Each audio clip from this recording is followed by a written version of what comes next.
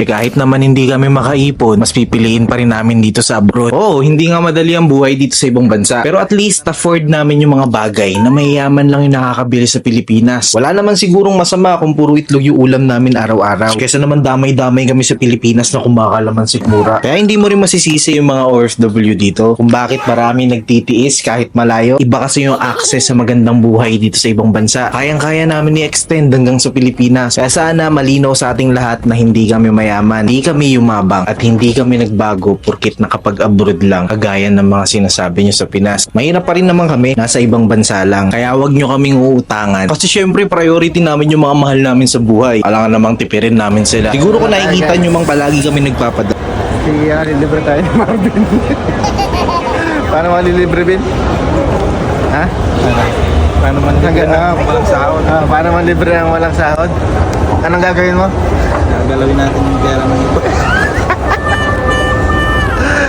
Yung pasyente natin, malakas pa sa amin.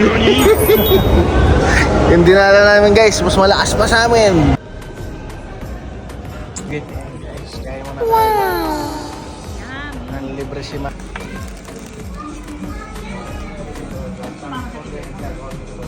Duda na po. Lagers. Lagers muna tayo guys. Katabi. Huh? Anong delivery mo kay Mama Bin? Time engineer. Wow. Pag umuwi ng Pinas to. Pag umuwi ng Pinas to guys, tangin na kayong ayuda. Sabi mo Bin?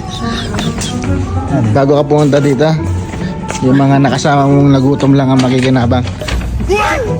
Pag uwi ko gutom pa rin yan. Kasi Walang ipon eh. Manager.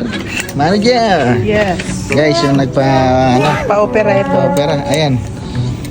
Nag-shopping. Sinaping ko na lang. Wala naman. Ano to? Sumunod pa tong isa pa to. Gano'n makukuha mo settlement, Ben? Papson, Ha? 11K? 11K. Uy, may ticket nga, hindi maibigay na, Ben. Ticket nga. Nangihinayang pang magbigay. Ha? Ano yun? Kung may Kung yung pagod, ano? naipon, mayaman na ako. Anong motto mo sa buhay? Nag-antay ako ng 1 taon para sa operasyon hanggang ngayon. 1 taon na naman atantayin ko. Anong motto mo sa buhay? Si baby naman. Ah, hanggang 10 years ka sa Qatar. Akala niya wala na yung ubo. Ayun, lumagatak na naman. Ayan guys, tamang bulados muna si mama sa akin dito. Kala niya may pera ako. Pero wala akong pera dyan. Ayok ka din. Punta ka din ako para operahan. Check upan pa lang mo. Ayan, napagod na nga sila kakalakal, kakaigot dyan. Busog na rin.